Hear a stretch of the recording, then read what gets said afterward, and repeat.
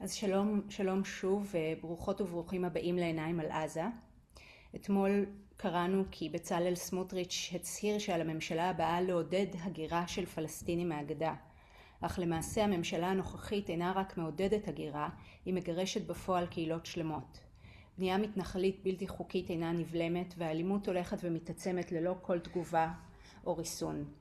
פלסטינים ובדואים בגדה ובבקעה מותקפים, בתיהם נהרסים ונשרפים, וכאשר החיים הופכים לבלתי אפשריים, הם נאלצים לעזוב.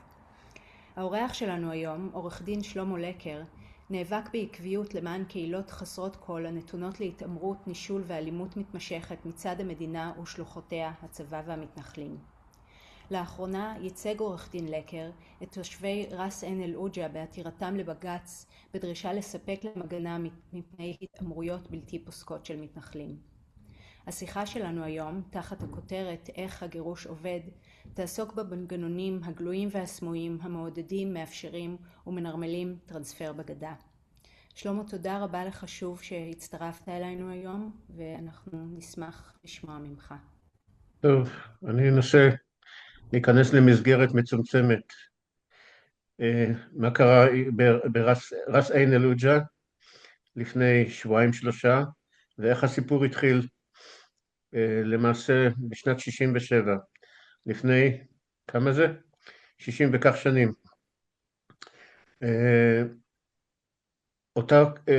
יצא לי לאורך הרבה שנים, מזה למעלה מ-30 שנה, לייצג קבוצות אוכלוסייה מסוימות בשטחי הגדה המערבית, ובעיקר מבחינת היקף הייצוג, לא רק העבודה עצמה, אלא מבחינת היקף הייצוג, אני עבדתי עם האוכלוסייה הבדואית.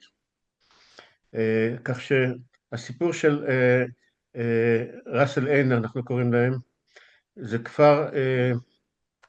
כפר בדואי שיושבים בו אנשים, רובם נולדו במקום לפני 45 ו-50 שנה. המקום פחות או יותר נמצא בסמוך לעוג'ה, בסמוך לנחל עוג'ה, מזה 50 שנה, ולפני כחודש הם נאלצו לנטוש את המקום. אני אגיע עוד מעט לסקירה מה הביא אותם לנטישת המקום, ולאן הם נדדו, כי אין להם כל כך לאן לעבור, כך שחלקם עברו לשטחי A ו-B, או יותר נכון שטחי B של הגדה המערבית. הסיפור של האוכלוסייה הבדואית הזאת התחיל כבר אחרי הכיבוש בשנת 67, כששטחים גדולים של הגדה המערבית, בסך הכל למעלה ממיליון דונם, הוכרזו כשטחי אש, ושטחים אחרים קמו התנחלויות ששטחם, רק להבנה שיש התנחלויות ששטחם כשטח תל אביב מבחינת השטח המוגדר, וכניסה של פלסטיני לאותם שטחים אסורה, וזה נחשב לעבירה פלילית.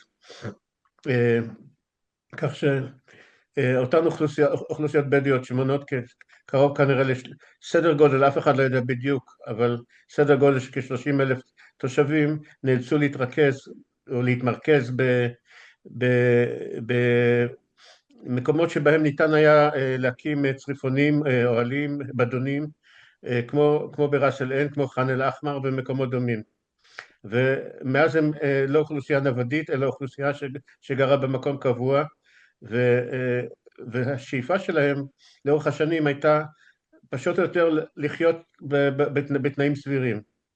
אבל התנאים האלה לא ניתנו להם. נקודת מוצא נוספת אחרי שנת 67 הייתה בהסכמי אוסלו, בשנת 93, ששם הוסכם על חלוקת הגדה המערבית לשטחי A, B ו-C.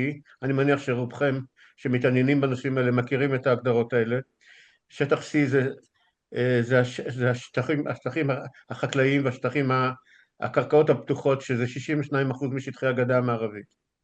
ודווקא שם הבדואים תופסים שטחים לא קטנים, כיוון שהם מפוזרים באוכלוסיות משפחתיות במקומות שונים בשטחי הגדה.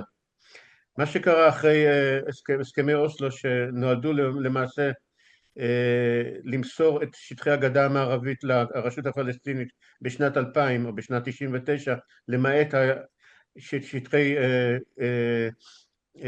ההתנחלויות שעדיין יישארו במחלוקת, זה שההסכם מעולם לא עמד בפני ביצוע, ושיטת ההתעמרות באוכלוסייה הזאת שונתה.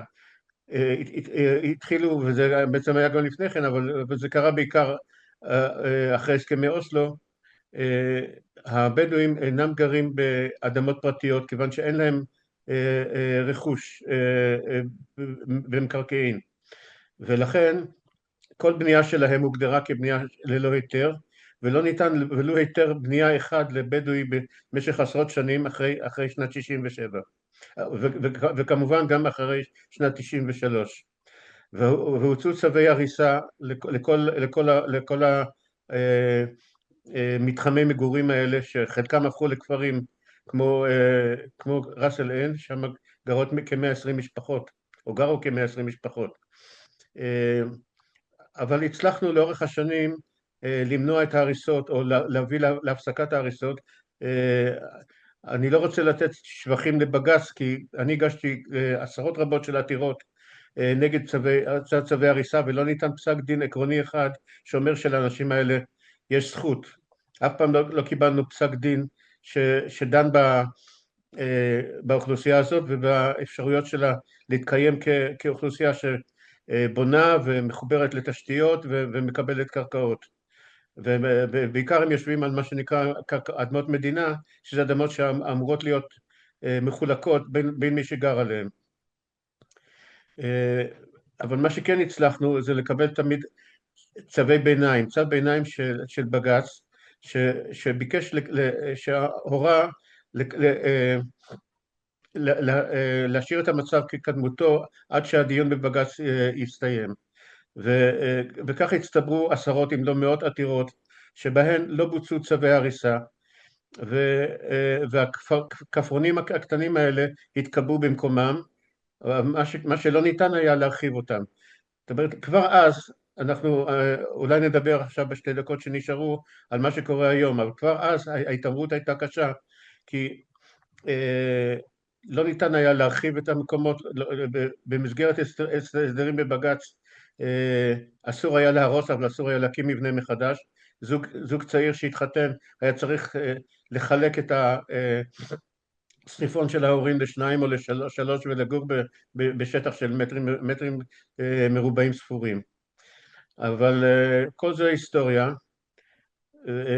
והגענו למצב בשנתיים שלוש האחרונות, והמצב בשנתיים שלוש האחרונות הוא שונה ממה שהיה בעבר בהרבה מובנים, אבל במובן אחד שאנחנו לא רואים תקווה. אני מדבר עם אנשים, אני מדבר עם פעילים, יש הרבה מאוד אנשים שהתנדבו לעזור לאוכלוסיות האלה בנוכחות מגינה, אבל ההבדל העיקרי הוא שיחסי הכוחות הם כל כך שונים, כיוון שאנחנו נאבקים בכל גורמי המדינה, שזה המשטרה והצבא, המתנחלים והמנהל האזרחי, שבראשו עומד היום מר סמוטריץ' עם תקציבי ענק שהוא נותן. ומה קורה בשטח? מה שקורה בשטח זה מה שאתם כנראה שומעים, וחלקכם אולי רואים במעט שמתפרסם, בעיקר בעיתון הארץ, אבל גם פה ושם בתקשורת. שיטת הגירוש היא פשוט שימוש באלימות, שימוש בהטרדות יומיומיות. מה שקרה בראס אל עין הוא אפילו יחסית, השימוש באלימות לא היה רב שם, אלא בהטרדה יומיומית. למשל, נגנבו שם עדרי צאן, בסדר גודל של לפני כשנתיים, שנה וחצי יותר נכון, זמן קצר אחרי שהגשתי את העתירה, הגיעו מתנחלים חמושים, מלווים בצבא, מלווים במשטרה, ואני אתן את זה רק כדוגמה, וגנבו כ-700 או 800 ראשי צאן. אנחנו הגשנו תלונה למשטרה, תיק המשטרה נסגר אחרי יומיים בטענה של עבריין לא נודע. זאת אומרת, המשטרה משתפת פעולה לחלוטין עם המתנחלים שמקבלים את התקציב מהמדינה, וכדי לגרום לכך שהאוכלוסיות האלה יעזבו. בכמה מילים, זה לא האוכלוסיות היחידות שעוברות התעמרות, כי גם כל מי שגר היום בשטחי C עובר התעמרות דומה. אבל אנחנו מדברים פה על אוכלוסייה מסוימת שלגביה אני אוכל גם לתת יותר מידע, ואם יהיו שאלות להשיב על שאלות. תודה כך ש... שלמה, אז אולי באמת, כן, אם אתה מוכן, אולי באמת נעבור לשאלות כדי שישאר לנו כן. זמן לדיון, והתמונה שתיארת בפנינו באמת מאוד מאוד קשה וקודרת ולא מותירה הרבה מקום לתקווה. עד שיגיעו השאלות בצ'אט, אני רוצה לשאול אותך אם אתה יכול לומר לנו איפה עומדת העתירה האחרונה כן. שהגשת בעניין. העתירה האחרונה, היה דיון בבג"ץ לפני כשבועיים. מה שקרה שם זה שבחודש ינואר האוכלוסייה שם הרימה ידיים ופשוט נטשה. ימים ספורים לפני הדיון בבג"ץ כבר לא היו תושבים בדואים בראס אל עין. העתירה בבג"ץ, ניתנה שם החלטה יחסית חיובית שהורתה למדינה בתוך 60 יום לפרט לפני בג"ץ מה הם עשו כדי לאפשר לאוכלוסייה לשוב למקומה. אבל פה יש מוקש גדול שצריך לציין. בלא מעט תיקים דומים ניתנו פסקי דין או החלטות חיוביות. העניין הוא שאין מי שאוכף אותן, ובפועל מה שקורה בשטח זה שהמתנחלים שהם ממומנים על ידי המדינה ונתמכים על ידי המשרד לביטחון, על ידי המשטרה בעצם ועל ידי מי שעומד בראשה ועל ידי כל הגורמים האחרים, הם עושים את מה שהם רוצים בלי קשר למה שבג"ץ מחליט או מה שבג"ץ מורה. וזה כנראה המצב שגם בראס אל עין. אנחנו בכל אופן הוצאנו רק לאחרונה מכתב ובו דרישה, זה היה לפני אתמול, הוצאתי מכתב ובו דרישה להכריז על שטח סגור שהוא אזור המגורים של הבדואים, בתי המגורים ומה שמקיף אותו במרחק של כמה עשרות מטרים כשטח שמנויים ישראלים להיכנס אליו, וכן ביקשנו שבאופן קבוע יש שם נקודת משטרה שהמשטרה תאכוף את החוק. אני לא מאמין שיש סיכוי שאנחנו נקבל את זה.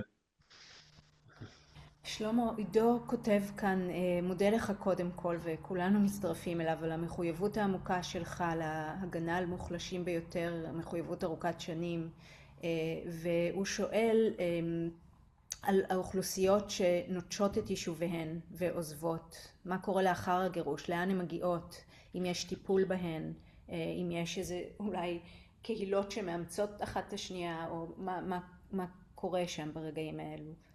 האמת היא שזה עניין מאוד ספורדי, זה משתנה ממקום למקום. יש מקומות שבדרך כלל שבט מסוים או משפחה מסוימת של בדואים, יש לה קשר עם משפחה אחרת שעדיין לא גורשה, ואז עוברים לאותו מקום. חלקם גם עוברים זאת המטרה של המדינה, לגרש אותם משטח C. כי יש כוונה לספח את שטח C, לפחות רק את שטח C בשלב זה, מי יודע מה יהיה אחר כך, כי שמענו היום שסמוטריץ' קורא להגירה של כלל הפלסטינים משטחי הגדה המערבית. בכל אופן, אני יודע שחלק מהאנשים של ראס אל עין נדדו לכיוון יטא, שזה בדרום הר חברון, מפני שיש שם שטחים פתוחים שהם על גבול B ו-C ועדיין ניתן לטעת שם אוהל. תודה. איילת שואלת כאן לגבי גורמים בינלאומיים. האם אתם פונים לגורמים בינלאומיים? במקרה של ח'אן אל-אחמר כמובן ההתערבות הבינלאומית סייעה, או שזה היו זמנים אחרים. האם יש להם יכולת עדיין להשפיע? מדובר בזמנים אחרים לגמרי. הייתה לי רק היום שיחה בנושא הזה עם פעיל בשטח, שהוא בעצמו פרופסור שיצא לאחרונה לגמלה, הוא נמצא באופן קבוע יומיים בשבוע בדרום הר חברון, ודובר על זה שהנוכחות של גורמים בינלאומיים ובעיקר האיום של האג לגמרי ירד מעל הפרק. יש לנו את ארצות הברית אנחנו יודעים שהשגריר האמריקאי הוא בעד התנחלויות, בעצמו פעיל, אפשר לראות בו פעיל התנחלויות, והאירופאים מאוד מאוד נרפים.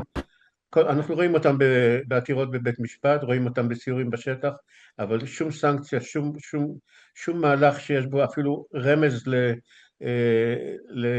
לכך שנעשים פה דברים שהם נוגדים את הדין הבינלאומי, אנחנו לא רואים במציאות כרגע. לא מצד האג ולא מצד גורמים בינלאומיים. מה שאנחנו כן רואים זה הרבה מתנדבים שמגיעים מחו"ל. יש קבוצות שזה מאורגן על ידי גורמים מסוימים ומגיעים מתנדבים שנמצאים בשטח לנוכחות מגינה. הנוכחות הזו, אם אנחנו בכל זאת נחפש איזושהי תקווה להיאחז בה, הנוכחות הזו היא מספקת איזושהי הגנה? למשל, האם הייתה יכולה להיות נוכחות מסיבית יותר שהייתה מונעת הגירוש הנוכחי הזה של אנשי ראס אל עין? או שאי אפשר שתהיה, אין כזו נוכחות? הנוכחות מנעה את הגירוש במשך קרוב לשנתיים. מה שקרה בשבועות האחרונים זה שהלחצים מאוד התגברו, וזה פשוט תהליך. אנשים עם הזמן יותר מותשים, כך שזה בהחלט מעכב תהליכים בשני מובנים. יש אוכלוסיות שהן לא אוכלוסיות בדואיות, אוכלוסיות שיושבות על קרקעות שלהן והן מנועות מלעשות שימוש בקרקע החקלאית ולפעמים פולשים להם גם לבתים. להם אין לאן לעבור, הם גם לא יעברו כיוון שזה הבית הקבוע שלהם שגם רשום, אני לא יודע אם רשום משמעם בטאבו או לא, אבל אני מדבר להבדיל מאוכלוסיות בדואיות שהן לא בעלות הקרקע. ושם העזרה היא קצת יותר מועילה. עם האוכלוסיות הבדואיות זה מעכב את התהליכים. אם אנחנו רוצים לקוות שבשלב מסוים של השנה הזאת, או השנה הבאה, או בחירות, או מה שזה לא יהיה, יהיה שינוי, אז בהחלט יש תועלת בנוכחות המגינה, כיוון שהיא מעכבת את התהליכים, היא לא מונעת אותם. צריך לזכור, היא לא מונעת אותם, כיוון שכ-80 קבוצות אוכלוסייה כבר נטשו את מקום מגוריהם, שזה בעיקר קבוצות בדואיות, אבל לא רק. מאוד קודר. עופרה שואלת מה ניתן לעשות, אז אני חושבת שהתשובה שלך כאן אודות נוכחות מגינה היא מאוד אינפורמטיבית, ואני רוצה להפנות את תשומת לב הנוכחים כאן לפלייר שאיילת פרסמה בצ'אט, וגם נשים אותו בסוף כרקע, שמזמין אנשים להצטרף לפעילות של נוכחות מגינה. אתם יכולות לסרוק את הברקוד ולראות. שואל כאן עופר אם יש אפשרות להגיש תביעות אישיות נגד מתנחלים על הטרדה או תקיפה. אנחנו בוחנים את האפשרות הזאת, ודעתי היא שצריך יותר להתרכז בתביעות נגד המדינה, כי אנחנו נמצאים מצד אחד במדינה שיש לה חוקים למיניהם, ומצד שני החוקים לחלוטין מופרים על ידי מי שממונה על שמירת החוקים. זאת אומרת, אני אתן דוגמה, המשטרה בדרך כלל מסייעת למתנחלים ולא למי שמגיש תלונה. למה היא מסייעת כך? כיוון שמר בן גביר שאחראי על המשטרה, אני מניח שהוא יפעל נגד מי שעוזר למתלוננים ולא למי שאמור לשמור עליהם. כך לא הבנתי אם זאת הייתה שאלה או... כן, השאלה הייתה אם אתה חושב האם אפשר כן, להגיש תביעות כן. אישיות נגד מתנחלים, ואתה חושב שהן אולי לא יעילות. נראה לי שלפעמים צעדים ננקטים ואחר כך יש להם משקל בהמשך, אם זה לא ברגע שזה מוגש, אז בהמשך. אז נראה לי שהדבר הנכון זה תביעות נגד המדינה על כך שהיא מפירה את חוקיה שלה. לגבי האפשרות לתבוע או באופן אישי, זה בהחלט קיים, אנחנו שוקלים את זה מדי פעם. זה נתקל בקשיים רבים, כי למשל כשתושב שטחים תובע תושב ישראל, גם אם הוא גר בשטחים, אז מוטלת על התובע מוטל עליו להפקיד פיקדון ניכר, זה יכול להיות עשרות אלפי שקלים, להבטיח את ההוצאות של הנתבע במידה והתביעה תידחה. ותביעות כאלה בדרך כלל נדחות או שלא כל כך מתקבלות, ובכל אופן אין לאנשים את אותם עשרות אלפי שקלים כדי לתבוע. צריכים לזכור פה שמצד אחד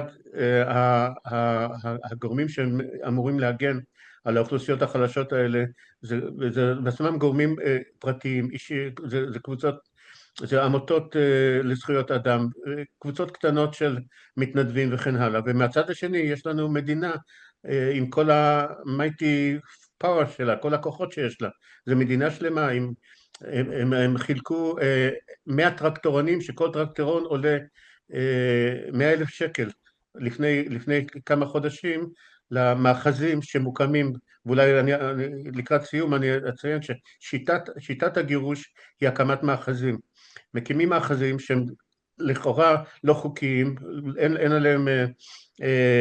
להם היתרי בנייה וכן הלאה, בסמוך למקום המגורים של האוכלוסיות הבדואיות או האוכלוסיות האחרות, ובמאחזים האלה יוצאים אותם פורעים, ובכל מיני שיטות, בגניבה, בשריפה, באלימות לשמה, ובעיקר בהטרדה יומיומית שהיא לא כל כך אלימה, אבל היא לא מאפשרת לחיות חיים רגילים. וגם הטרקטורונים האלה משמשים בין היתר, נוסעים איתם ברעש רב, מאירים את הלילה, והכל זה כוחות אדירים שאנחנו עומדים מולם, ולכן אמרתי שבניגוד לעבר התחושה היא קצת של ייאוש, אבל אני אנסה לסיים בזה שלא צריך להתייאש, כי דברים משתנים, יש נקודת מבט שקיימת עכשיו, ואולי בעוד שנה, שנתיים היא תהיה שונה, ואם הצלחנו להגן על כך וכך אוכלוסיות ולמנוע את הגירוש שלהם, אז יכול להיות שבהמשך המצב ישתנה ואפשר יהיה לקבע אותם באיזושהי צורה ולתת להם את הפתח לחיים יותר סבירים ויותר נורמליים. שלמה, תודה רבה לך. עוד משפט אחד, כן. בקשר לתביעות, טוב, בעצם אמרתי שיש פה בעיה כלכלית מאוד רצינית, אם לא הייתה בעיה כלכלית, אז יש מקום להגיש תביעות אישיות. אז אולי אם אנחנו גם נחזור לתו האופטימי שרצית לסיים בו, ובאמת לשאלה מה ניתן לעשות אל מול המציאות המעוותת ויחסי הכוחות הבלתי מאוזנים בעליל האלה, האם יש מקום שאפשר לתרום אליו, האם יש אפשרות לתמוך במאבקים האלה? באמת אנחנו כולנו וכולם כאן בצ'אט מודים לך על העבודה ארוכת השנים, על המחויבות, המסירות ובאמת המאבקים הבלתי פוסקים. האם יש דרך לתמוך כלכלית למשל במאבקים כאלה? אין לי את רשימה של עמותות, יש מספר עמותות כמו מסתכלים לכיבוש בעיניים ואחרים, שהם שולחים את האנשים והם צריכים תקציבים, ויש עניין של הסעות, רק רכב עולה הרבה כסף, ולפעמים יש נזקים אחרים, ואנחנו מתקינים מצלמות אצל כל האוכלוסיות. בכל אופן אני יכול להזכיר מסתכלים לכיבוש בעיניים, ויש קבוצה שאני נמנה עליה שנקראת ידידי הג'אלין, וידידי הג'אלין שפעילים באזור יהודה, לא באזור מה שנקרא שומרון, בעיקר במדבר יהודה, זה ח'אן אל-אחמר וכל הסביבה, והקבוצה הזאת באופן חריג יש בה גם תושבי כפר אדומים עצמם, שהם, אני יודע שזה קצת גורם לעיקום לפעמים, אבל אנשים שהם מאוד מסורים בזה שהם בסוג העבודה שהם עושים, אבל זה חלק קטן, רובם הם לא משם, ועובדים בצורה יעילה. והזכרתי רק את זה שיש שם יוצאי כפר אדומים, מפני שיש להם קשרים יותר טובים עם הצבא ועם המשטרה ועם מתנחלים, ומצליחים להגן יותר טוב מאשר במקומות אחרים. כך שגם קבוצה הזאת, אני יודע שלאחרונה התקינה מצלמות בחלק מהמתחמים הבדואים, וצריכים להתקין עוד מצלמות. יש שם הרבה מסירות לעבודה, ואני חושב שכדאי לבדוק, אם תקישו ידידי הג'אלין, תדעו איך להגיע אליהם ואפשר לתרום להם, גם בנוכחות מגינה וגם בתרומה כספית, כיוון ומשם אפשר להגיע לעוד קבוצות. נהדר. שלמה, תודה רבה לך, באמת, תודה מעל הכל על העבודה הבלתי תאמנת שבאמת שאתה עושה, תודה לתשומת הלב. והמסירות והמחויבות, ועל השיחה האינפורמטיבית, אם כי קודרת, ובאמת סורי, אנחנו, זה בוודאי, זה אולי חשוב, חשוב ללמוד וחשוב לשמוע אבל ולהישיר מבט אל המציאות. אני ציינתי בראשי פרקים שזה ההבדל בין מה שהיה עד לפני שנתיים שלוש ובין התקופה הזאת, כי תמיד הייתה הרגשה שיש עוד מה לעשות, תבוא עזרה מצד האג, מצד גורמים בינלאומיים, בית המשפט, בג"ץ יתעשת ויעזור, הממשלה תשתנה, והתחושה עכשיו זה שכולם נגדנו.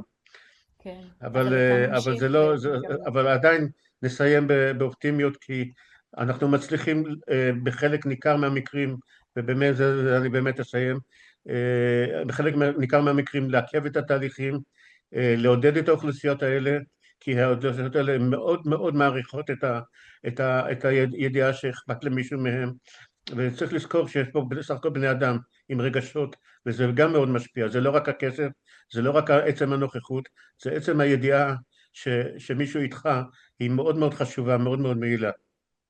תודה. בהחלט שלמה. תודה, תודה רבה לך. תודה לכולכם שהצטרפתם אלינו. נתראה שוב בשבוע הבא. תודה לכולם. להתראות.